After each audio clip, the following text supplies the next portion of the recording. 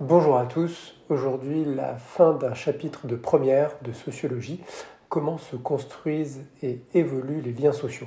On va s'intéresser à la façon dont les nouvelles sociabilités numériques contribuent aux liens sociaux. Ce qui est intéressant ici, c'est que les nouveaux outils numériques permis par notamment les smartphones, Internet et les nombreuses applications de réseaux sociaux, on voit un prolongement, une continuité de la sociabilité de physique vers numérique. C'est-à-dire qu'on va passer la majeure partie de son temps avec des personnes qu'on connaît déjà.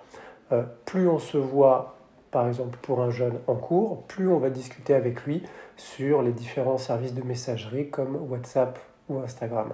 Les échanges numériques ici renforcent un lien social déjà fort, déjà préexistant, par exemple pour les groupes de pairs.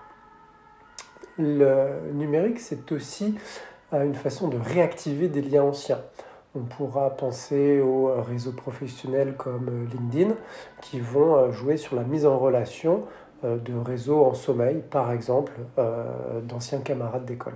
Les outils numériques, c'est aussi un moyen de mobiliser une ressource, notamment pour les jeunes, mais pas que, sur la visibilité de soi et la recherche de reconnaissance. C'est un phénomène qu'on voit beaucoup avec les réseaux sociaux numériques, type Instagram, avec la recherche de likes et une adhésion, soit à travers des amis, soit des personnes qu'on ne connaît pas.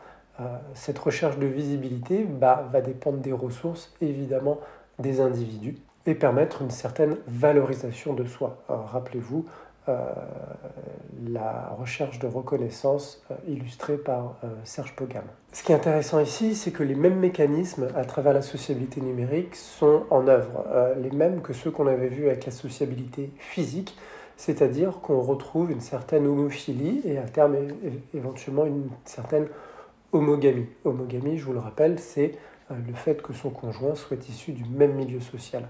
Pourquoi les mêmes règles s'appliquent? Parce qu'on se rend compte qu'il y a toujours un processus de sélection qui va être activé. D'une part, les différences sociales ne sont pas effacées, elles peuvent être recherchées, qu'il s'agisse de l'âge, du sexe, du milieu social, du niveau culturel. Et d'autre part, tous les individus ne disposent pas des mêmes ressources en termes de langage, en termes de culture, en termes de présentation, et donc on va se retrouver avec les mêmes codes, les mêmes règles dans la vie numérique, si j'ose dire, que dans la vie réelle. On se rend compte que les individus ne sont pas égaux dans la valorisation de leur image, exactement comme dans la vie réelle, et ils ne sont pas non plus égaux dans leur capacité à accroître leurs liens sociaux. Ainsi, les sociabilités numériques ne s'opposent pas aux sociabilités physiques. Tout au contraire, on l'a vu, elles se complètent. D'une part, parce que les groupes sociaux sont plus ou moins les mêmes, et d'autre part, parce que les normes appliquées sont également souvent semblables. Les pratiques numériques produisent du lien social parce qu'elles produisent des pratiques, des sociabilités qui engendrent une recherche de reconnaissance essentiellement ayant pour but de valoriser les identités.